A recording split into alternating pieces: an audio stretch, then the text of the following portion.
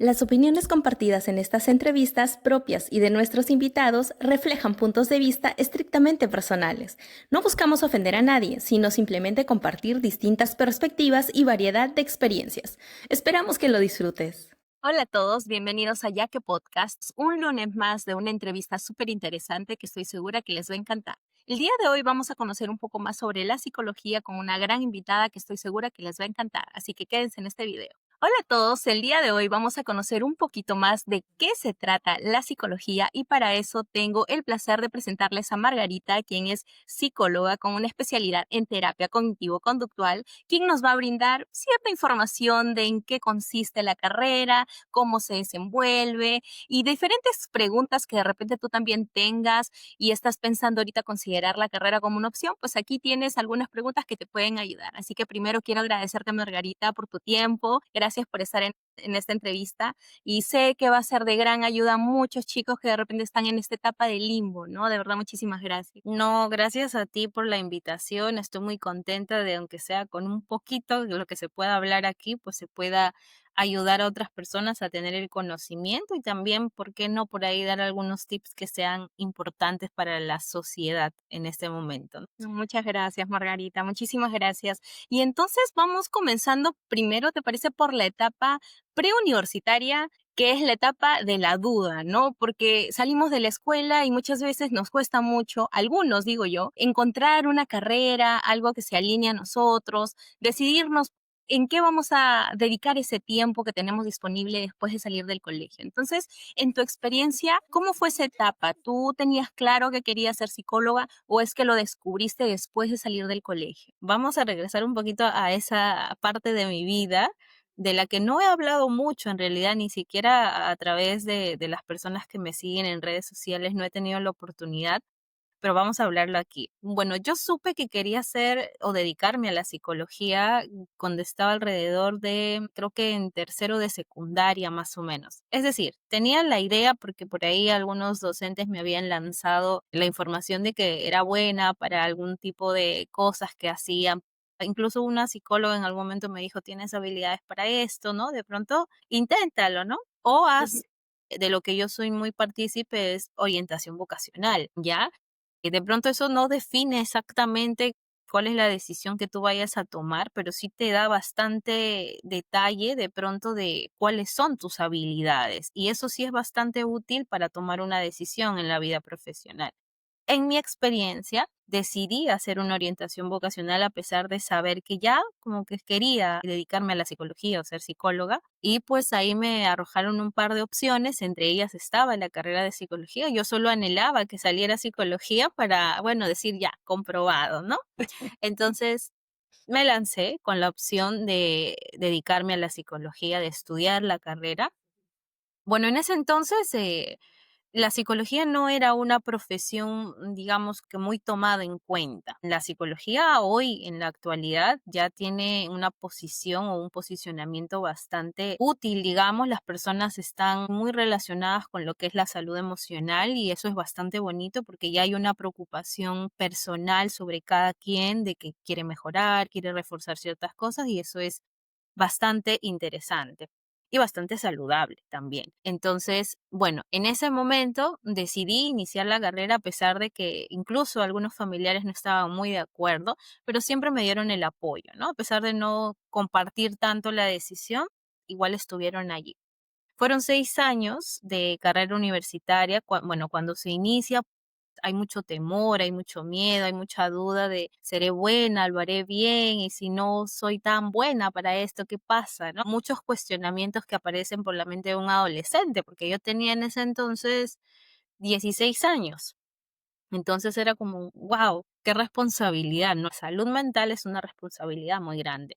Entonces, bueno, surgió, ingresé, me dediqué a estudiar mucho. Ahí lo que te relacionas con todo tipo de personas, hay distintas mentalidades, ¿no? Hay distintos contextos, distintas coyunturas. Entonces, pero fue bastante bonito. En realidad no podría hablar de que algo interesante que tiene la psicología es que siempre empieza por el trabajo personal.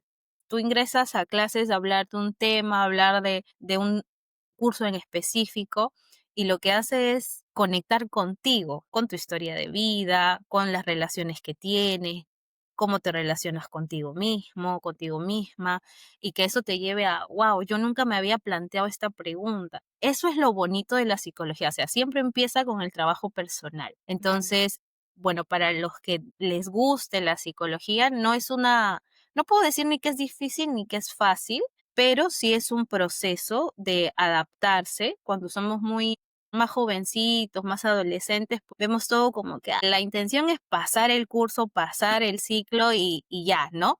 Pero a lo largo de que va pasando, porque son 6 años, te das cuenta, dependiendo de la universidad donde uno estudie, te vas dando cuenta que ya no solo es eso, es el aprendizaje que necesitas tener, porque para diferentes áreas a las que uno decida dedicarse, sí es importante el conocimiento, que es lo que tú le vas a trasladar a otra persona. Claro. Entonces, bueno, creo que en mi experiencia eso podría comentar, Leslie. Súper interesante porque mira, yo sinceramente hablo desde la ignorancia, ¿no? No conozco nadie cercano que se haya dedicado a esta profesión y por eso es que estoy tan curiosa, porque no sabía que comenzaba, por ejemplo, literal con el trabajo individual y tienes toda la razón. O sea, qué importancia, ¿no? De uno primero trabajar uno y luego para poder dar un excelente servicio al otro. Entonces, qué interesante ese Así punto es. de vista de la carrera, que de verdad que me he quedado con eso pegada. Y ahora, dentro de tu experiencia, ya alineándolo a la pregunta anterior, ¿podrías decirme qué tan retador fue para ti los cursos?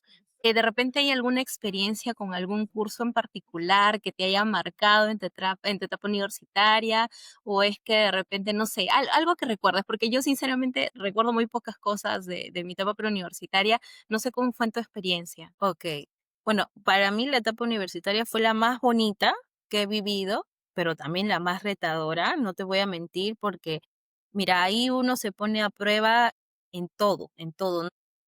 Desde el colegio sales como que yo soy buena de pronto para las letras, para los números, para las ciencias, ¿no? Cada uno con sus habilidades, pero en la etapa universitaria te toca agarrarte bien fuerte de todo. ¿Por qué? Porque no solo, por ejemplo, hay mucho que yo veo en redes sociales y es de que las personas creen que la psicología es solo curso o una carrera llena de letras, ¿no? Pura letra, o que te hablan de ciencia, un poco de cómo se forma la psicología y todo, ok, pero no, hay la parte matemática, hay la parte estadística, porque al final para terminar la carrera necesitas hacer un trabajo de investigación que requiere pues medir, ¿no? Números cuantitativamente, bueno, todo un trabajo para lo que yo nunca he sido buena.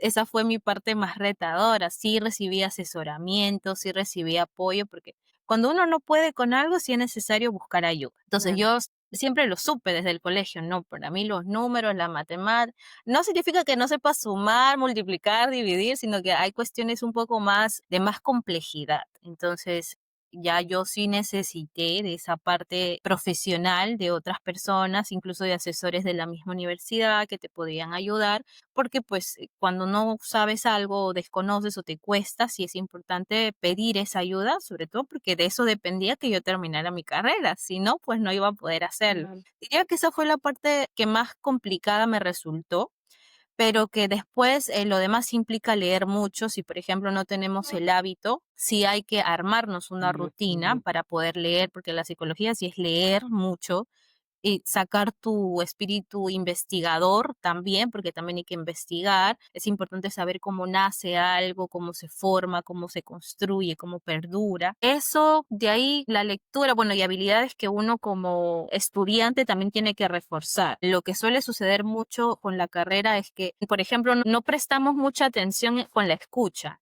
Como tú hablas y yo te respondo así en automático. No estoy escuchando lo que estás diciendo. Y cuando hacíamos esto de los role play, cuando simulábamos sesiones, atenciones a personas, los docentes siempre, en la mayoría de casos, nos decían eso. Antes de responder, tienes que escuchar. No respondas de forma rápida, automática, por lo que te dice tu mente, sino qué te está expresando la persona. Le estás dando una respuesta muy analítica a alguien que te está hablando de sus emociones, por ejemplo, ¿no? Necesitas validar eso. Te está diciendo, estoy triste, me siento mal. No le digas, bueno, hay que hacer esto para que se te pase la tristeza, ¿no? Valida sus emociones. Entonces, hay muchas cosas que yo siempre suelo decir también y es que trabajar en las habilidades que tendría que tener un psicólogo sí es importante, porque en situaciones como esta donde, por ejemplo, no vas a conectar con tus pacientes, ¿no? Y el paciente al no sentir esa conexión se va. Ese es para los que se dediquen a la psicoterapia, ¿no? Porque hay muchas otras áreas en la psicología.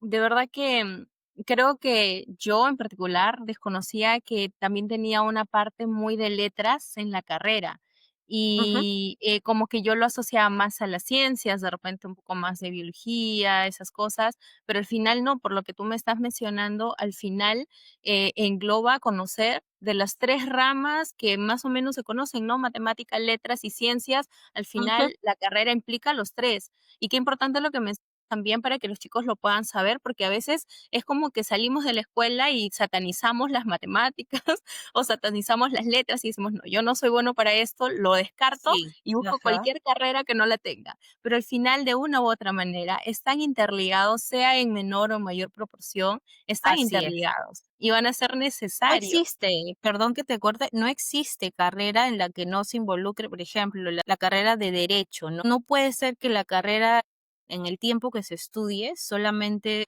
incluya letras, incluye otras cosas. Entonces, en la psicología igual, por lo que es un aspecto de mucha lectura, de mucha investigación, en donde sí se incluye ciencia, biología, en un tema más de concentración en investigar, sí incluye procesos matemáticos. Hay un área específica de la psicología que se dedica a la investigación y la investigación es matemática pura. Entonces necesitas ahí medir cantidad. Hay gente que se especializa en eso también y es porque ha reconocido que sus habilidades se inclinan para ese ladito.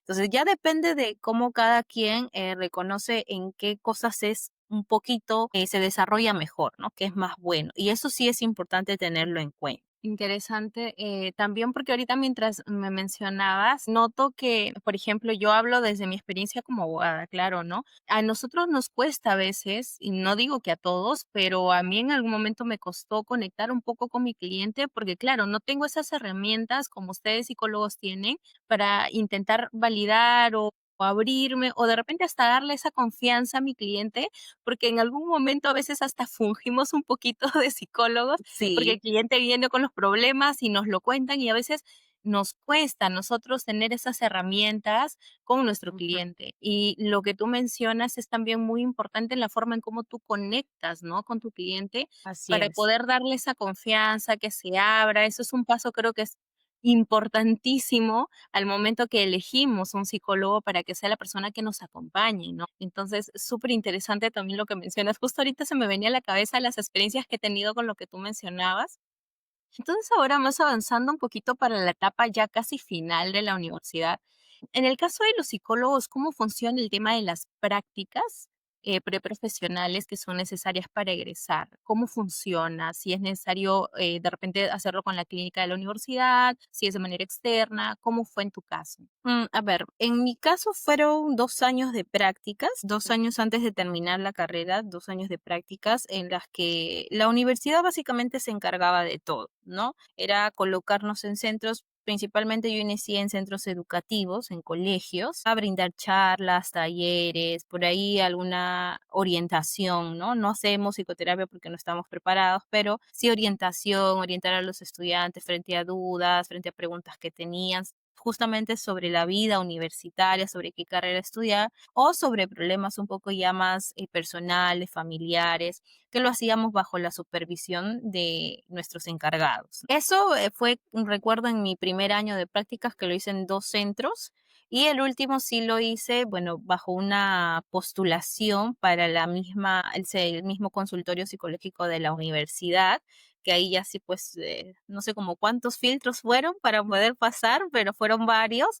Y es que postulan muchísimos psicólogos de allí, pues, ¿no? Que están terminando y porque era bajo una remuneración, entonces, y las prácticas por lo general, no sé si en todas las carreras es así, pero no son remuneradas, ¿no? Y el tiempo que se invierte y lo que uno se esfuerza y bueno, a veces es parte del proceso, pero a veces por las necesidades de las personas uno también busca alternativas, ¿no? En mi caso fue así, postulé, ingresé, me quedé un año, en el último año de las prácticas allí hasta que me titulé, pues, ¿no? Y ahí sí, también todo es bajo supervisión de nuestros encargados, todo, absolutamente todo. Y si por allí cometemos errores, pues también es algo que nos hacen ver en el momento para que no sea algo que se vuelva a repetir. Pero eso ya estaba más orientado a la parte clínica. Y entonces ahí descubrí que ese era mi enfoque, que yo quería. Me gusta mucho el trabajo con adolescentes, por ejemplo, talleres, charlas, pero si tuviera que poner en una balanza como fue lo que hice para dedicarme a lo que me dedico ahora, pues la parte de atención es lo que más me gusta. Entonces ahí ya descubrí ya. Yo aquí me quedo, nadie me mueve de aquí. Entonces ahí descubrí, ¿no? Entonces, básicamente la universidad se encargó de lo de las prácticas, digamos, de todo, se encarga de colocarlos en centros, e incluso donde los centros también solicitan apoyo de los que ya están casi terminando para orientar, dar charlas, talleres, ¿no? A los estudiantes de inicial, de primaria, de secundaria, según como ellos definan. Y bueno, como hay cantidad de estudiantes, entonces se reparten para estos convenios, ¿no? Entonces, esa fue la parte ya casi finalizando, pero también la que te da mayor empoderamiento, digamos, de cómo salir a la luz y poner en práctica lo que aprendiste, ¿no? Entonces, es bastante bonito, es bastante bonito. Yo diría que esa es la parte en la que la mayoría ya define, yo me voy por aquí, me voy por allá, así, ya, ahí ya se queda todo más claro. Entiendo. Y dentro de tu experiencia, ¿qué es lo que conoces sobre las diferentes opciones de especializaciones que existen dentro de la psicología? Porque me imagino que también es un universo inmenso, así como en el derecho que hay tantas, en la psicología también.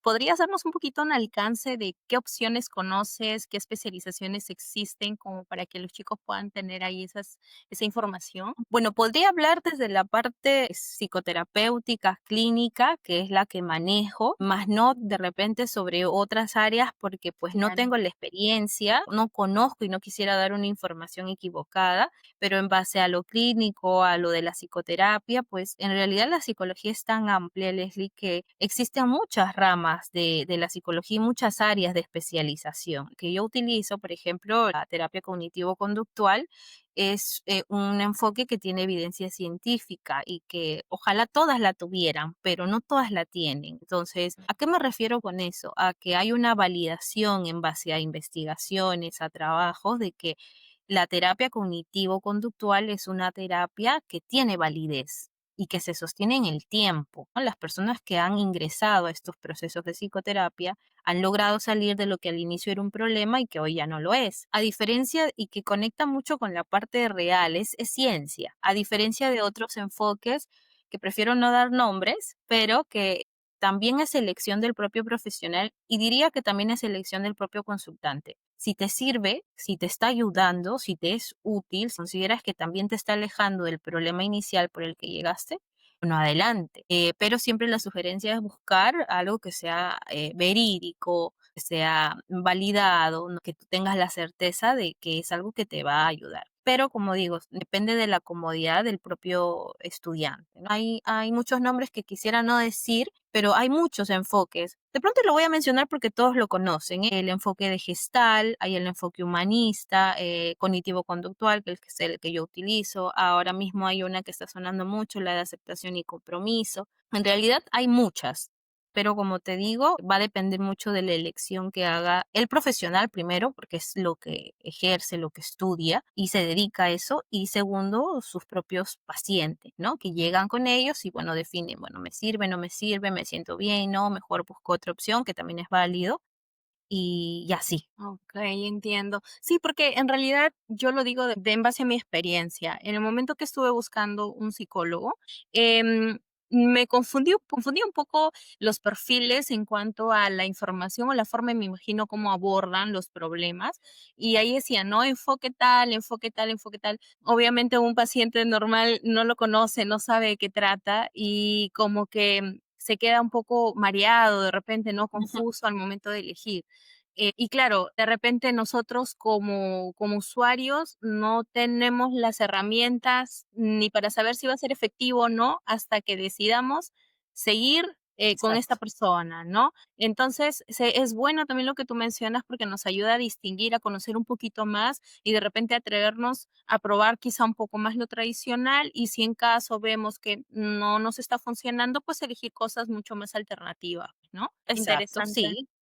Así Interesante lo es. que nos mencionas. Ahora, ¿podrías hablar un poquito ya en el ámbito de trabajo, por decir así? Cuando decidiste coger esta especialización de la terapia cognitivo-conductual, ¿cómo así sientes que lo has abordado en el rubro del trabajo, o sea, a diario con tus clientes? ¿Cómo sientes que está siendo o es recibido por un cliente promedio el enfoque que has elegido? Ok. Hay una técnica que se utiliza mucho en la terapia cognitivo-conductual y es el registro de pensamientos. ¿Por qué? Porque la terapia cognitivo-conductual a lo que apunta es que nosotros como profesionales identifiquemos cuál es ese esquema que tiene la persona sobre sus propias ideas, sobre sus pensamientos y sobre sus creencias. A veces hay creencias muy limitantes. Entonces, eso es lo que no nos hace salir y nos coloca en una barrera que no nos permite adaptarnos o generar conductas funcionales. Entonces, algo que a mí me ayuda mucho y que al paciente también, en mi experiencia, podría decir, porque lo han referido, es escribir y conectar con lo que estás pensando. A veces se confunde mucho que los pensamientos son algo real, ¿no? Lo que estoy pensando es real. Eso o me va a pasar, me va a suceder, pero difícilmente está pasando en el momento. Entonces, es un trabajo en el que el propio paciente entiende, ¿no? Es verdad, yo no me está pasando esto ahora mismo. Yo estoy creyendo que eso me va a suceder y entonces ahí ingresamos a un campo de cuestionamiento y ¿cómo sabes que eso va a pasar? De pronto tenemos esta bola mágica en donde vemos, esto me va a pasar mañana, ¿no? Entonces ingresamos a esa parte más real, más realista y objetiva con el paciente para hacerle ver que de pronto los pensamientos son eso, pensamientos que tenemos todas las personas, no le pasa solo a él, eso es algo que también entramos en debate, ¿no? No te pasa solo a ti. Yo, por ejemplo, ahora mientras hablo contigo estoy pensando en que yo más tarde tengo una cita. Entonces, ahora, ¿la haré bien? No, mi mente, porque la mente es el cerebro, Leslie, es una parte de nosotros que todo el tiempo está en investigación. Entonces, ¿por qué? Porque nuestra mente es tan poderosa, es tan mágica que los pensamientos pasan como quieren, ¿no? Por allí. Entonces, uno es el que tiene el control sobre cómo pararlos un poco y decir, mira, ya llegó este pensamiento, por ejemplo, a decirme que no estoy haciendo esto bien. Bueno, ¿me sirve de pronto pensar así o puedo encontrar otra alternativa, no? De pronto no me está saliendo genial, pero estoy haciendo lo que pueda. Esa es otra alternativa de pensar más funcionalmente, más adaptativa y también hace que regule un poco mis emociones. Si yo pienso todo el tiempo y conecto con ese pensamiento de no sirvo para esto, no soy útil para esto, de pronto, ¿cómo me hace sentir emocionalmente? Porque los pensamientos influyen en las emociones, es ahí donde yo empiezo a sentir desvalorización por mí mismo. Entonces, necesito modificar un poco la forma en la que yo pienso, en la cómo proceso con este pensamiento y cómo de alguna forma respondo emocional y conductualmente. Entonces, en base a mi experiencia como psicoterapeuta, Leslie, pues podría decir que así como esta técnica, hay muchas otras que les sirven a los pacientes, no porque lo digo yo, porque me lo han dicho ellos, porque al final nosotros nos formamos, estudiamos, aprendemos todo el tiempo, estamos en constante aprendizaje por el bien de los consultantes, de los pacientes, y nos ponemos a prueba también cuando iniciamos el trabajo con ellos. Son ellos los que deciden, esto me sirve, esto no. Y cuando me ha pasado de que de pronto, bueno, porque hay pacientes y pacientes, ¿no? Cuando un formato no sirve mucho o no le está ayudando al paciente, hay que buscar otra alternativa, ¿no? Yo me quedo con el registro en aquellos que tienen los pensamientos muy cuadrados, pensamientos que no encuentran salida por ningún lado. Entonces me quedo ahí en el cuestionamiento hasta que entienda que verdaderamente no hay algo que valide lo que está pensando.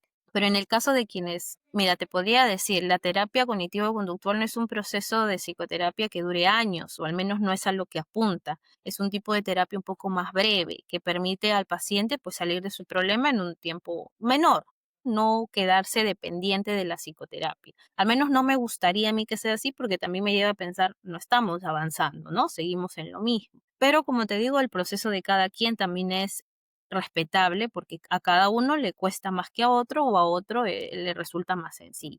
Pero es una experiencia que yo defino a través de ellos. Son ellos los que refieren. Me ha servido, me ha ayudado, gracias. Esta técnica me la llevo para toda la vida.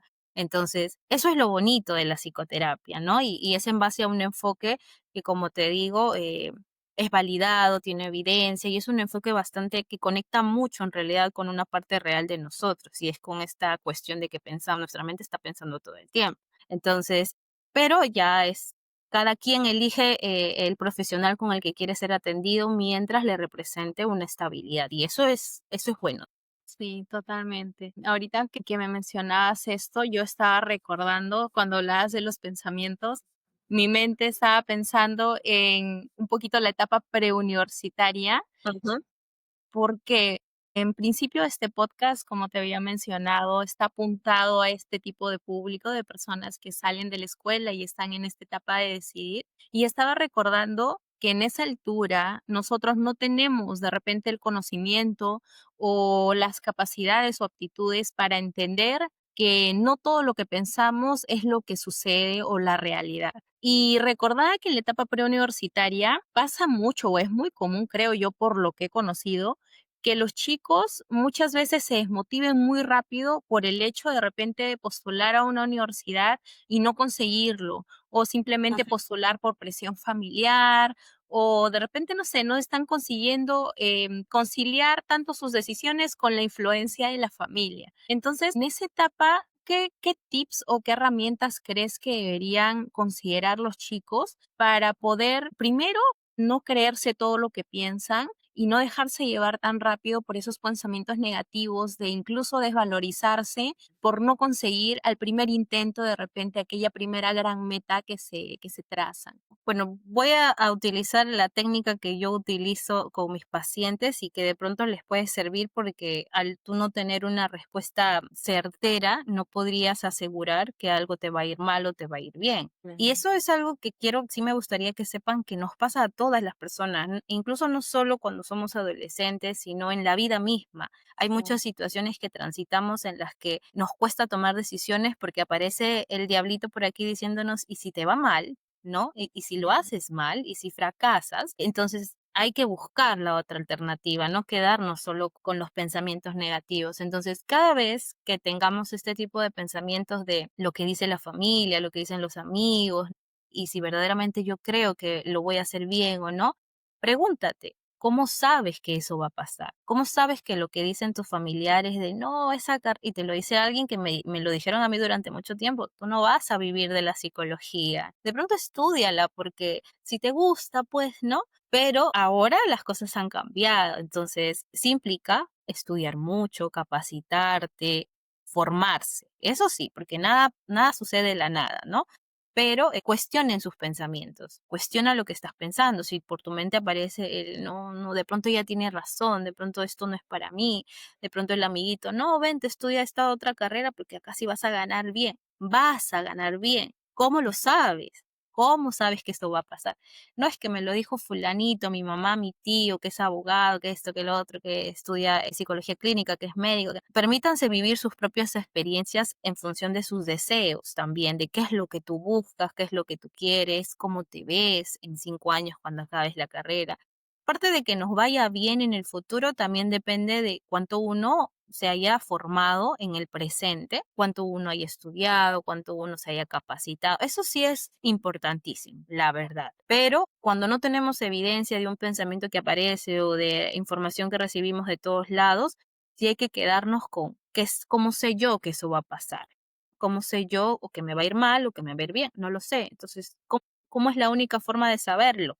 Que yo transite por este proceso, que yo lo haga y que me permita disfrutar de ese proceso, no también que viva a la espera de y quiero que llegue, no el momento para saberlo, no, permítanse disfrutar este presente en el que están transitando, pero sí asegúrense que al menos el 70, 75, 80% sí sea una decisión que venga desde sus deseos. Porque si hacemos cosas forzadas o impuestas por otras personas, yo diría que sí va a ser un proceso de mucho sufrimiento, porque lo estás haciendo por darle felicidad a otro, no por darte felicidad a ti. Y cuando pasas la etapa de adolescencia y llegas a esa etapa un poquito más de joven, más adulto, te das cuenta que hiciste algo que no te llenaba por completo. Busquen opciones que los apasione, que de pronto por ahí nazca tu ganas de querer investigar, de saber cómo es que se da, que tengas esa curiosidad. Si la haces porque mamá me dijo, no, estudia negocios porque con negocios nunca te va a faltar plata. Bueno, de pronto por ahí me entra el pensamiento y sí, ¿no? Puede ser que sí, pero investiga de qué se trata la carrera, qué cursos lleva, qué habilidades yo tengo que se ajusten a esa carrera.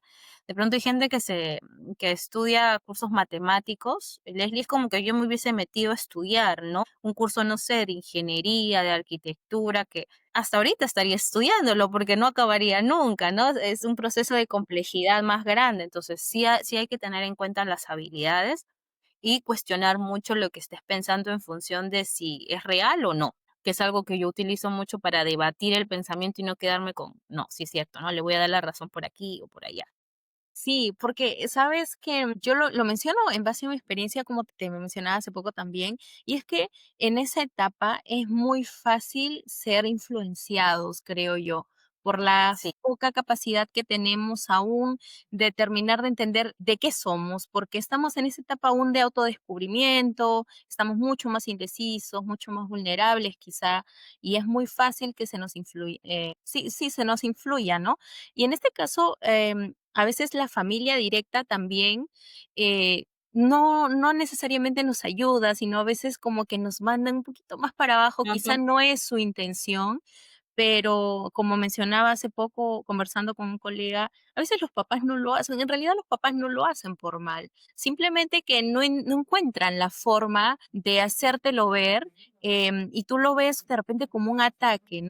Y he tenido varios casos he conocido en la etapa preuniversitaria de chicos que lamentablemente no podían concentrarse en prepararse para la universidad porque los problemas familiares eran más grandes que ellos y su deseo, entonces no podían enfocarse. En ese tipo de situaciones, ¿qué recomiendas hacer o qué consideras que es lo mejor que podemos hacer? Porque si bien es cierto, no vamos a solucionar el problema en un instante, porque no podemos cambiar de repente a las personas de nuestro entorno, pero necesitamos enfocarnos, ¿no? Porque es necesario para nuestro futuro. Entonces, ¿cómo abordarías algo así? ¿Qué les podrías decir a los chicos que de repente estén pasando por esta etapa? mira, lo que dices es bastante interesante porque los contextos son cosas que a veces no podemos cambiar. Hablo de la parte económica, la parte social, la parte de las relaciones familiares, ¿no? Este tema que sí afecta a nivel emocional en la persona y las emociones juegan un papel importantísimo en cada uno de nosotros. En realidad es por lo que nos movemos nosotros. Entonces, yo he tenido la oportunidad de trabajar en algún momento de mi vida con estudiantes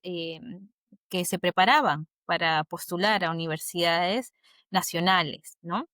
Entonces, he visto de cerca la frustración, he visto de cerca el dolor, la tristeza, incluso muchas veces la resignación, ¿no? Por creer que no lo van a conseguir. Yo recuerdo que había un estudiante en ese momento que le costó 5 años ingresar a la carrera que quería, que también dependía mucho de la carrera a la que estaba postulando, pero lo logró. Lo logró después de ese tiempo, pero logró lo que él deseaba, lo que él quería, porque él consideraba que tenía las habilidades, que tenía las capacidades, pero siempre hay cosas que juegan en contra. Y de pronto esos 5 años que le tomó no simplemente fue el hecho de que él no lo haya podido lograr por él solo, sino el contexto en el que haya vivido, del cual sí no tengo conocimiento de que haya sucedido, pero todo influye.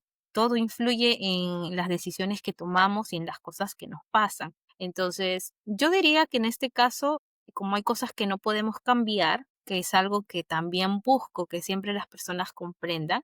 Por ejemplo, cosas que no podemos modificar es cómo una persona piensa, cómo una persona siente, cómo una persona actúa. Y hay gente que se queda ahí buscando todo el tiempo, no, esto está mal, cámbialo, cámbialo, ¿no? No tenemos ese poder. Lo que sí tenemos es el poder de modificar pensamientos nuestros, sensaciones nuestras, conductas nuestras que consideramos que no nos están ayudando a progresar, a avanzar o nos paralizan, ¿no? Entonces, en ese sentido, yo necesito identificar, de pronto mi contexto no me ayuda, tengo muchos problemas familiares, de pronto mis padres discuten mucho, o peleo mucho con mis hermanos, no sé, yo no tengo ingresos ahorita para sustentar, dependo de mis papás, pero me lo dan solo cuando están de buen humor, no sé, tantas cosas que pueden suceder.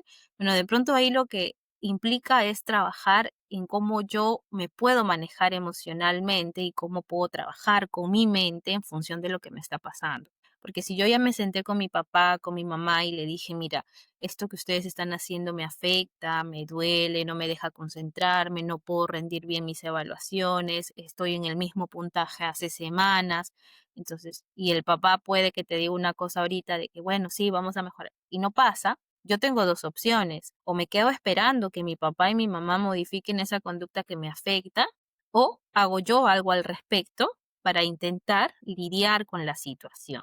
Que no, lidiar no significa permitirle a mi papá que me agreda, a mi mamá que me agreda, tampoco. Pero sí darme cuenta de que si yo me quedo en esta espera, porque mi papá me dijo que ya, esto va a mejorar, yo siga en el mismo puntaje de calificación todas las semanas y que no avance y que no hay un progreso. Entonces yo ahí lo que tengo que hacer es, bueno, ya me quedé esperando, de pronto eso es lo que la emoción me decía, el corazón me decía como hijo, como hermano, pero si no veo que avanzo y me estoy paralizando, entonces necesito cambiar. Ya no espero. De pronto si sucede, bueno, por el bien de la familia, por el bien de nosotros, pero si no, bueno, ya discuten, a veces me quedaba escuchando cuando discuten, ya no me quedo, me voy porque tengo que avanzar, porque tengo que hacer. Y eso no significa invalidar lo que sentimos, porque esas cuestiones generan mucha tristeza, mucho dolor.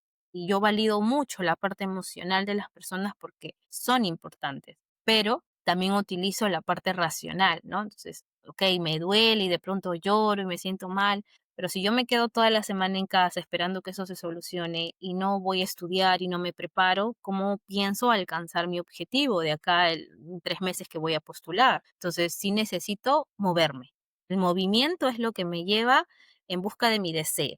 Si yo no hago nada y me quedo paralizado, pues cambios nunca voy a notar, siempre voy a estar en el mismo lugar. Creo que eso sería lo que podría invitarlos a hacer, ¿no? Ya de pronto, si se desborda un poco la situación, busquemos ayuda. Busquemos ayuda de otra persona para ver qué podemos hacer también. Interesante lo que mencionas, Margarita, de verdad, porque mientras me hablabas me transportaba a esa etapa. No necesariamente fue mi caso, pero lo menciono porque sé que probablemente en este canal no solo nos van a ver chicos que han estudiado en universidades particulares, sino también en nacionales. Y Así precisamente es. de repente en busca de un tip, una herramienta, alguna forma de controlar esa etapa, porque si bien es cierto, puede no ser nuestra experiencia, pero tenemos que ser conscientes que existen diferentes situaciones, diferentes formas de vivir y problemas, porque al final los problemas hacen parte de la vida y todos los tenemos. Quizá esto pueda ayudarlos a ellos también a lidiar un poco con esa situación, sobre todo en una etapa en la que es un poquito complicado, ¿no? Para Ujú. nosotros, porque estamos un poquito más vulnerables, no estamos luchando con un deseo tan grande que tenemos, pero a la vez hay algo que de repente nos detiene, Así ¿no? Y es. no nos deja avanzar. Y ahora yo quería justo, que también recordaba esto, que no sé cómo lo ves tú, pero yo siempre tengo la duda de saber cómo es que crees que afecta el hecho de que una familia no apoye a su hijo con algún sueño, sea ingresar a la universidad, sea alguna otra cosa, pero un sueño que tengan. Y generalmente las familias pues quieren que sus hijos avancen, salgan adelante, pero muchas veces, a veces también lamentablemente las condiciones hacen que a veces no los apoyen, ¿no? Y no, repito, no por mal, pero yo he notado, he visto casos cercanos en los que lamentablemente la familia no los apoyaron, aún teniendo algunas condiciones, por el simple hecho de creer que, bueno, tú no puedes, es capaz de lograrlo. Entonces las personas que ya no insisten con el sueño que tenían, continúan, pero creo que siempre se quedan con ese bichito, esa incomodidad de haberse demostrado que sí podían porque ellos creían que sí, pero les quitaron el apoyo. Entonces, en tu caso, quería saber cómo crees tú que eso puede afectar a una persona. Ok, bueno, sí afecta, ¿no? Definitivamente sí, más cuando viene de las personas que son nuestros padres o nuestros cuidadores, ¿no? Quienes velaron por nosotros desde pequeños y se supone que apoyarían deseos o sueños que tenemos. Se supone, digo se supone porque no en todos los casos es igual. Ahora, sí afecta emocionalmente y justamente la conducta más común es dejar paralizado ese sueño, ¿no? ¿Por qué? Porque voy a hacer lo que me dicen por acá mis padres, mis tíos, mis abuelos. Y bueno, lo hago en función de cumplir el deseo de ellos. Es un sueño que ellos tienen, ¿no? Mi nieto va a ser policía, mi nieto va a ser abogado, mi nieta va a ser tal. Y dejamos en stand-by nuestros propios deseos. Yo creo que parte desde ahí, entender que son deseos nuestros, los que tenemos nosotros son nuestros, que queremos alcanzar. Si alguien viene por ahí a decirme, no, tú tienes que hacer esto, de pronto el deseo ya no recae sobre ti, sino es el deseo que tiene esa persona de que tú seas o que ejerzas tal profesión, ¿no? Entonces, primero entender eso, que hay que priorizar y hacer una pausa en qué quiero yo, qué quiero ser yo, qué quiero, a lo que quiero dedicarme, qué me daría felicidad, qué sentiría placer, que incluso no lo vería tanto como un trabajo, sino que el simple hecho de pensar que lo voy a hacer me resulta satisfactorio, me da tranquilidad. Necesito hacerme esas preguntas. ¿Sabes que algo que descubro mucho cuando doy psicoterapia es que las personas nunca se preguntan nada? Nunca. Nunca. Entonces, cuando yo hago preguntas es como, no lo había pensado. Cuando le pregunto, ¿y quién eres tú? Dime, por ejemplo, defínete. No sé qué decir. Hay preguntas que nunca nos hacemos. Entonces, para sobre todo jóvenes, adolescentes que están en esta búsqueda, sí pregúntense primero, antes de que sea muy, porque somos, como dijiste, muy influenciables en esa etapa, ¿no? Entonces, estudia esto, porque esto te va a servir. Entonces, sí, bueno, ya lo hago. ¿No? Entonces, pregúntate, ¿qué deseas tú? ¿Qué buscas? De pronto, si no hay una claridad, intenta hacer una especie de orientación, que por ahí arroje un poco cuáles son tus habilidades, por qué te podrías inclinar. Ahora, volviendo a la pregunta de sí afecta definitivamente, ¿qué cosas podríamos hacer? Hacernos estas preguntas de qué quiero para entender que va por mi deseo la decisión y no por el deseo de alguien más. Y de pronto, si soy forzado de alguna forma a estudiar algo que no quiero, bueno, lo hago como para no perder la oportunidad, pero en ese camino en el que de pronto se me abren puertas a nivel de trabajo, de negocios, y yo puedo generar mi propio ingreso para por fin consolidar mi sueño, pues lo hago. De pronto ese es el momento, esa es la puerta, ¿no? Que me va a dar en algún punto, viéndolo como una oportunidad, Leslie, de que, bueno, de pronto no todo es malo, de pronto si yo hago esto, eso me abre la posibilidad que yo con mi propio dinero, si es que alguien no me quiere apoyar o no puede, de que yo pueda llevar a cabo algo que yo he deseado por tanto tiempo. De pronto eso devuelve la ilusión también y las ganas de continuar y eso también es lo bonito, ¿no? No quedarnos solo en la parte triste de, ay, yo no quiero hacer esto, no puedo. Bueno, forzados, ¿no? Lamentablemente. Y creo que eso serviría como para tener alternativas de qué hacer en esos momentos. Sí, sí, totalmente, porque la verdad es que creo que es una etapa, recalco, una etapa bastante complicada. Yo creo que incluso viéndome a mi yo del pasado, porque un poco las preguntas que hago es un poquito recordando cómo me sentía yo en esa altura y diciendo, bueno, sí, yo también de repente no tenía este conocimiento, no sabía cómo gestionar ciertas cosas y de repente incluso a veces necesitamos ayuda profesional, pero no lo detectamos o no queremos detectarlo, no sé exactamente cuál de las 2 puede ser. Y esto va un poquito relacionada a mi siguiente pregunta, porque yo creo personalmente, hablando por mí, que en cierto momento de la etapa preuniversitaria, yo tenía de repente depresión, pero yo creía que sentirme así era normal, lo había normalizado. Y había perdido tanto la fe en mí de no poder ingresar o de repente veía otras realidades y decía, ¿por qué yo no tengo ese apoyo? De repente me refería, no falta de apoyo de la familia, sino ese apoyo de oportunidades, ¿sabes? Entonces, aquí viene mi siguiente pregunta y es el tiempo. O sea, lamentablemente en esa etapa estamos pensando en quiero hacerlo todo rápido, ¿no? Y nos olvidamos un poquito de que el proceso de cada persona es totalmente diferente. Entonces, estamos constantemente comparándonos con que el otro ya ingresó, el otro ya está a media carrera, el otro, ¿no? Y estamos muy fácilmente nos estamos comparando. Entonces, respecto a eso, quería saber tu punto de vista, porque uno, olvidamos que nuestro tiempo es nuestro tiempo. No sé cómo explicarlo de una mejor manera, pero es algo que de repente yo particularmente solo entendí después, porque en esa Ujú. altura no lo entendía. Y de repente hay otros chicos que están en la misma situación y dicen, no, pero es que pasan los años, es que ya tengo tanto, ya tengo tal edad, ya no me estoy demorando, como tú mencionaste el caso anterior, ¿no? Este chico se demoró 5 años en ingresar y es muy fácil también para los chicos en esa altura juzgar de que, tú te demoraste más o, tú es, ¿no? Entonces, ¿cómo lidiar con eso, con esos pensamientos? Ok, Wow, siempre voy a decir que los pensamientos en función de nuestra mente, pues es complejo modificar, no es algo fácil, ¿no? Las personas también que llegan a buscar ayuda buscan soluciones inmediatas, rápidas. En la primera cita ya, ¿cuál es la solución? ¿Cómo salgo de este problema? Bueno, no se puede, ¿no? Pues somos psicólogos, no hacemos magia tampoco, pero es un proceso. Y eso es algo que yo siempre recalco, por ejemplo, lo que tú decías es cierto, cada persona tiene un proceso diferente. Voy a hacer, a lo que me preguntan mucho es cuánto tiempo me voy a demorar, ¿no? ¿Cuánto tiempo me va a faltar para yo estar mejor? Bueno, no lo sé porque eso va a depender de tu proceso, de cómo respondas a cada sesión que tengamos, en el caso de la psicoterapia. En el caso de los que se dedican en este momento, están trabajando para ingresar a una universidad, están estudiando, preparándose. Y sabes qué, es algo que yo aplaudo muchísimo de los jóvenes porque no es fácil dedicarte, o sea, sales del colegio y meterte a una a un centro en donde te enseñen de todo en un día y al día siguiente igual y otra vez y que tengas que aprendértelo todo porque son preguntas que te van a venir en el examen. Eso es digno de admirar, porque no lo hace cualquiera, primero. Entonces, algo que yo siempre digo es que qué admirable que tengan esta capacidad de resiliencia, de constancia, porque hay que ser bien constantes para si fallas en una, en la otra. Y no comparar no es algo de decir como que: "Ay, no me voy a comparar y ya", ¿no?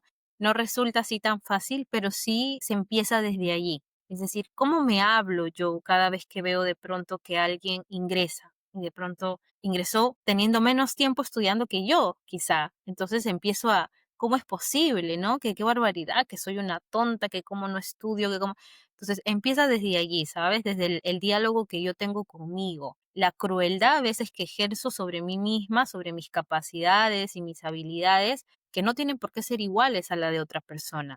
Entonces hay que hacerle entender eso mucho a los jóvenes y que aprendan a entender que su proceso es su proceso y que los resultados que obtenga va a depender del proceso que él tenga. Ahora, eso muchas veces a qué lleva a que se tergiverse un poco la información sobre la autoexigencia, ¿no? Entonces, bueno, como ella ingresó en menos tiempo, yo me voy a sacar la mugre porque quiero también ingresar en la próxima postulación. Y si no ingresas, recae en la frustración. Yo siempre he dicho que los adolescentes, los jóvenes que están en este trayecto, sí es importante que siempre tengan orientación, que siempre tengan alguien a quien descargar esas emociones de frustración, de enojo, de tristeza, porque también genera mucha tristeza, que no logren lo que ellos estaban apuntando a lograr en un tiempo estipulado, ¿no? Pero empieza desde allí, y desde el diálogo y la conversación que tengo conmigo mismo para decir, bueno, de pronto yo todo el tiempo estoy siendo, juzgo mucho, ¿no? No estás haciendo lo suficiente, estás descansando mucho, descanso 8 horas, lo mínimo, y digo, estoy descansando mucho. No, tengo que descansar lo suficiente para poder rendir. O de pronto estoy comiendo mucho, 3 veces al día. Bueno, es lo mínimo comer 3 veces al día. A veces existe esas otras formas que también influyen dentro del proceso. A veces no solo es estoy pensando mal o hablando mal conmigo mismo. A veces es no estoy comiendo, no estoy durmiendo, no estoy bebiendo agua, me alimento mal, con muchos alimentos ultraprocesados. Todas estas cosas influyen porque la salud es integral. Entonces, el bienestar es psicológico, es físico, influye en las relaciones que tengo. A veces el no lograr resultados no solo depende de que yo me hablo muy bien a mí mismo, por ejemplo. Yo tengo buena autoestima, ¿no? Me dicen las personas, bueno, ¿y comes bien? ¿Qué comes durante el día? Dime. Ah, bueno, no tengo tiempo de cocinar, me voy a comer un pollito broster, ¿no? Todos los días sí, toda la semana. ¿Duermes? A la justa llego a 5 horas. Bueno, entonces, ¿cómo esperamos obtener resultados? Y esas son cosas que tenemos que analizar. Eso nos implica entender, quizá por allí yo estoy haciendo algo que no está tan bien y que no se ajusta a lo que yo quiero alcanzar y tengo que modificar. Entonces, implica todo un análisis, Leslie. A veces la gente se enfoca en, porque es más fácil también, ver al otro que ya alcanzó y yo, ¿para cuándo? ¿No? Pero yo estoy estudiando, yo me estoy preparando, pero de pronto no veo otras cosas. Algo que tú dijiste es, o a veces no lo vemos o no lo queremos ver. Bueno, a veces son las dos cosas, ¿no? O a veces se inclina más al no lo quiero ver. ¿Por qué? Porque si lo veo, entonces me enojo, me frustro, no sé cómo lidiar con mi emoción o me duele y huyo del dolor. Entonces, es todo un trabajo el análisis personal, pero es importante hacerlo porque ahí yo reconozco, esto estoy haciendo. Y sabes que es difícil, por eso las personas buscan psicólogos o psicoterapeutas, porque es difícil a veces verlo desde uno mismo. Cuando ingresas a este campo de indagar más sobre tu vida, vas entendiendo, esto pasó aquí. Y de pronto yo no lo tenía tan consciente, ¿no? A veces hay eventos que se quedan en el inconsciente y no salen nunca, pero hay algo con lo que no te puedes relacionar bien. Entonces necesitas conocer qué está pasando, sacarlo y trabajarlo. Porque si yo lo dejo ahí, entonces nunca puedo establecer un vínculo emocional con nadie. ¿Por qué? Porque tuve un evento traumático, no sé, cuando tuve 15 años, por ejemplo, pero yo lo olvidé, mi mente lo olvidó. Entonces, ¿qué es? ¿Por qué no me puedo relacionar? ¿Por qué no puedo confiar? ¿Por qué no puedo querer? Bueno, algo sucedió que yo no lo trabajé, solo se quedó ahí, guardadito. Entonces pasa lo mismo con los adolescentes. Entonces, a veces no solo depende de ellos, depende del contexto, como ya lo habíamos visto, pero sí implica mucho el aprender a trabajar con lo que me está pasando. No quedarme paralizado con lo que está sucediendo, sino qué puedo hacer al respecto para no quedarme allí y en algún punto que eso me ayude a alcanzar lo que yo deseo, pero sí concentrarse en que tu proceso es tu proceso y el de la otra persona es el de la otra persona, ¿no? No crucemos esa línea porque no vamos a lograr nada. Incluso si yo quiero ir para allá a ver qué estás haciendo tú que no estoy haciendo yo, bueno, ¿de qué te va a servir? De pronto te das cuenta que están haciendo exactamente lo mismo, ¿no? Pero quizá hay otras cosas en función de, no sé, habilidades, de contexto, de desarrollo socioemocional con la familia, qué sé yo, tantas cosas que al final no son iguales. Entonces, la comparación nos lleva a ver incluso muchas veces cosas que no nos gustan y eso es eso lo que termina por hacernos sentir mucho peor, ¿no? Entonces, me concentro en mi proceso con lo que tengo, con lo que puedo y con lo que me esfuerzo cada día para que eso me lleve a lo que yo verdaderamente quiero. Claro, de verdad que mientras Margarita tú me respondes, yo estoy pensando también, estoy No otra escuchando tus cosa. palabras, no, y estoy pensando en esa etapa y cómo me hubiese Sí, gustado saberlo, porque no lo sí, sabía, ¿no? Y como mencionábamos, es una etapa bastante complicada. Yo creo que a veces le quitamos o tratamos de no darle la importancia de esa etapa, porque es una etapa súper importante. Es una etapa en la que así es. estamos saliendo de la escuela, de la protección de nuestros papás, bien, ¿no? Arraigada, y de repente es como que comenzamos a volar, comenzamos a salir de casa, a tomar nuestras propias decisiones, y obviamente es una etapa compleja, precisamente por eso, porque aún nos estamos conociendo, estamos viendo qué tan capaces somos de lograr ciertas cosas. Y claro, la comparación es parte, lamentablemente, sobre todo cuando no solamente para los chicos que postulan a la universidad, sino cualquiera que esté comenzando un sueño, ¿no?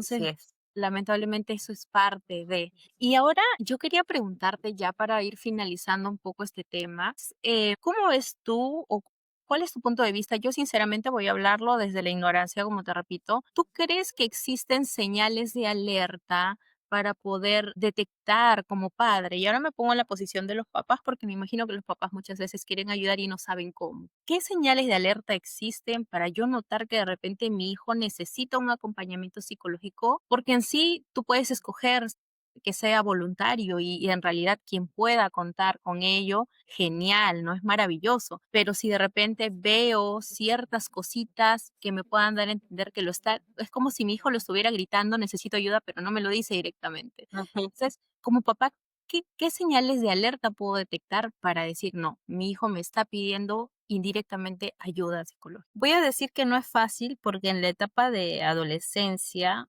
pubertad, adolescencia, que están yéndose para la juventud, es una edad complicada. Es una edad complicada donde ya interfieren factores más hormonales, hay un cambio ahí de emociones muchas veces abruptas, ¿no? Cambios así repentinos con los que los papás no saben lidiar muchas veces. Hay hijos que pues no hablan, no comunican, no dicen nada y viven su día a día así, no solamente con ellos, también con los compañeros de clase, tampoco, ¿no? Dialogan mucho. Y también está la otra parte, los que hablan mucho, los que se relacionan, los que son muy sociables. Acatar órdenes para ellos les resulta complejo, entonces los papás lidian con estas dos versiones, ¿no? Es como yo quiero que mi hijo hable, y mi otro hijo, mi hijo habla mucho, ¿no? Entonces hay esa complicación y los papás siempre llegan a consulta por esa razón. Algo que yo trato de que se pueda comprender es que en la parte adolescente la persona o el adolescente como tal deja de ser un niño, donde el papá forjaba cómo se vestía, cómo tenía que hablar, cómo tenía que comportarse, y en la parte de la pubertad, adolescencia, él ya empieza en este autodescubrimiento de qué le gusta, qué quiere, cómo elige comportarse, cómo elige hablar, cómo elige vestirse, y los papás entran ahí en una contradicción de ya no son, ¿no? Ellos a los que de pronto nosotros cargábamos, vestíamos y les decíamos que se pongan esto y lo hacían. No, ahora ellos eligen. Entonces, hay que hacer lo mismo que hacemos cuando los vestíamos, los cambiábamos, le hablábamos y cómo elegíamos que se comportaban a esta edad, solo que de una manera un poquito más sutil y de que ellos vean el acercamiento de los padres no con un interés, porque es lo primero que ellos ven. No, mi papá y mi mamá se quieren acercar porque algo quieren saber, ya vieron algo que no les gusta, me van a reprochar. No, acercarse principalmente sin cruzar la línea de que los hijos sepan de que ellos son padres y que reglas van a existir en la casa y que tienen que acogerlas, pero acercarse como esta función de amigos también, ¿no? Yo digo que la comunicación es importante, que tienes que aprender a comunicarte con tu hijo adolescente en función de sus intereses, de los intereses del adolescente, no de tus intereses, porque al adolescente eso no le va a interesar. Si están en la mesa, va a comer y se va a ir. No, no quiere escucharte hablar del trabajo.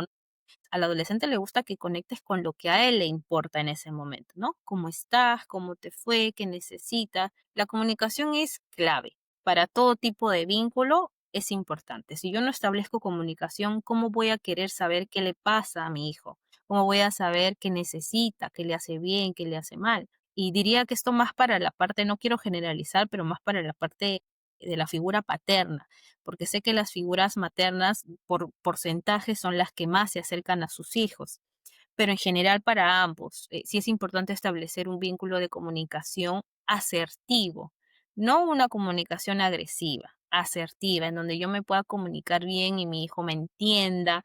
Incluso, ¿sabes qué funciona mucho acá?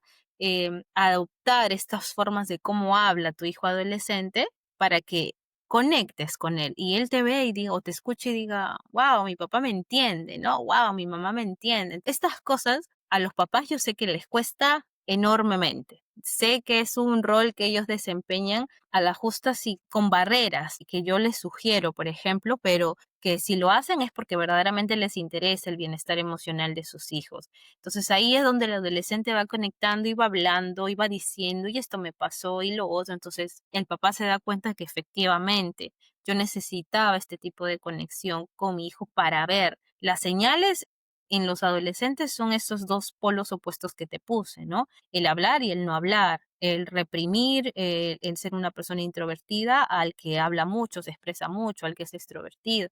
Pero algo dentro de los dos siempre te va a decir, ¿no? Por muy callado que es, por muy reprimido que es, que no sabe cómo expresar sus emociones, pues yo como papá, como mamá voy a darme cuenta. Algo está sucediendo, porque de pronto él es callado, pero da los buenos días, da las buenas noches, da las buenas tardes y toda la semana no lo hizo, algo está pasando, ¿no? O el extrovertido también, siempre está hablando, pero en el almuerzo toda la semana nada. Entonces, algo, siempre hay señales que los papás que conocen a sus hijos lo van a ver. O incluso, si no lo ven, lo que buscan es llamar la atención y llaman la atención a través de conductas o de no conductas que ven otras personas y que hacen que esas personas comuniquen a sus papás. Entonces, señales siempre solo que hay que verlas porque a veces están ahí, solo que si los papás trabajan, también ahí se representa un poco de complejidad, ¿no? Cuando no están en casa, sí es difícil saber qué pasa. Y a veces los papás llegan del trabajo y ¿qué pasa? ¿Por qué te comportaste así? Bueno, esa no es la forma más ideal, ¿no?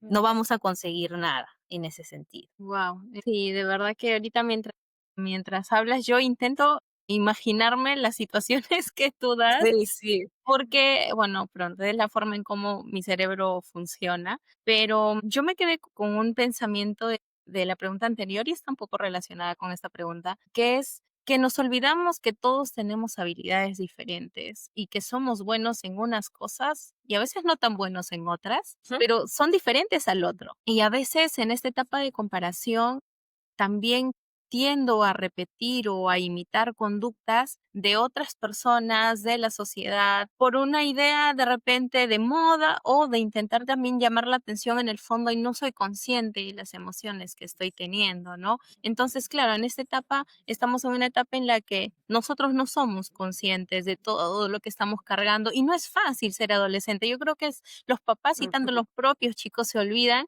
que estamos con una revolución de hormonas que a veces no depende necesariamente solo de nosotros y entender también eso, ¿no? Que los papás también lo puedan entender y puedan apoyar a sus hijos, porque la verdad es que sea cual sea el sueño que sus hijos tienen, es darles las herramientas para que ellos puedan volar, puedan decidir por su parte y si se equivocan, pues aprender del error, pero soltarlos, ¿no? Como que Sí. ir guiándolos, pero sin estarlos jaloneando. De repente no sé cómo explicarme bien en ese sentido. Y ahora, Margarita, ya para terminar la entrevista, yo quería hacerte una pregunta ya más personal, espero no ser muy atrevida con esta pregunta, No pero te preocupes. cuando descubriste la psicología, hoy en día has atravesado todo el camino que has atravesado durante todo este tiempo. ¿Puedes decirme cuáles son las más grandes enseñanzas que has aprendido, que te ha generado, te ha dado tu carrera como psicóloga? Y una segunda pregunta, asociada a esta es, si es que tú te ves, haciendo esto el resto de tu vida, y asociada a esta también, espero no estar combinando tanto las preguntas, pero si tú ves todo lo que has hecho en el pasado, todo el camino, todo lo que te ha costado lograr y llegar hasta donde estás, ¿qué te genera? ¿Qué sientes? Ok, voy a empezar por la segunda porque es la que más rápido puedo contestar y es que sí, me veo haciendo esto toda mi vida desde que yo empecé hace 4 años y en septiembre cumplo 4 años dedicándome a la atención, al acompañamiento, a la terapia y es lo que yo amo hacer. Yo disfruto ser parte del proceso de las personas que buscan ayuda y me comprometo tanto con su propio proceso que lo hago como si fuera el mío. Entonces, sí, la respuesta es sí, me veo haciendo esto hasta que pues la vida me lo permita, ¿no? Y respondiendo a la primera pregunta, ¿qué enseñanzas me ha dejado? Bueno, muchísimas. Primero,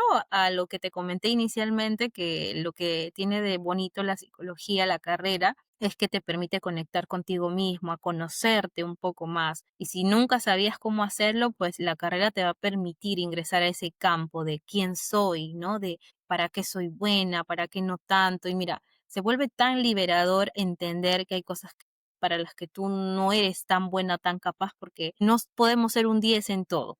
No podemos, no hay forma. Entonces, yo soy un 10 en lo que sé que soy buena y en lo que sé que quiero seguir siendo buena, o sea, reforzar también esa habilidad constantemente. Y si no soy buena en algo y de pronto no me afecta tanto en mi presente, bueno, yo no me dedico a las matemáticas, ¿no? Entonces no me afecta tanto.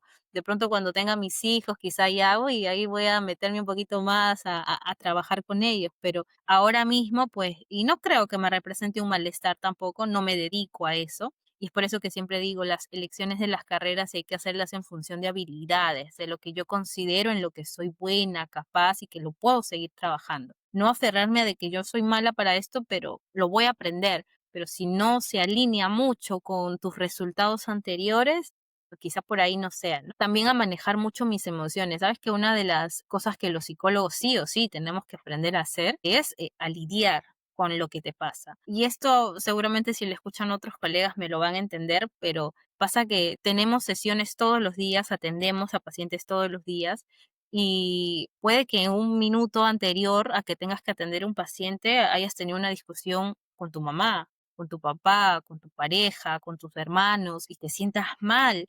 Bueno, tenemos la posibilidad de aprender a gestionar. No significa que no nos afecte, porque hay un, no sé cómo decirle, pero las personas creen que los psicólogos no sentimos, no tenemos emociones, como que todo nos resbala, y no es así.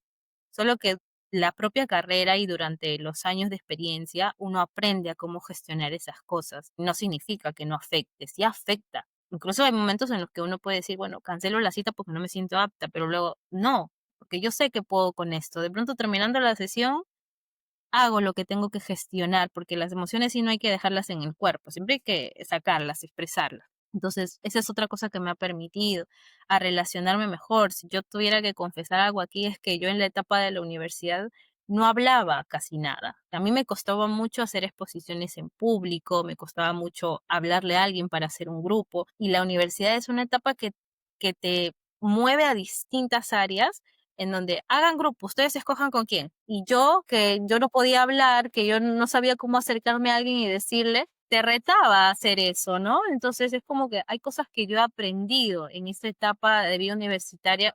A eso voy, de que empieza con un conocimiento personal de ya atacaron algo que yo siempre he tenido guardado, ahora qué hago, ¿no? Ahora si no escojo a nadie, me quedo sola, de pronto me hacen algo adelante, que no sé qué, no. Entonces ya te moviliza, ¿no? He aprendido mucho a gestionar mis emociones, a relacionarme mejor con mis emociones, a validarlas, a hablar más asertivamente con las personas.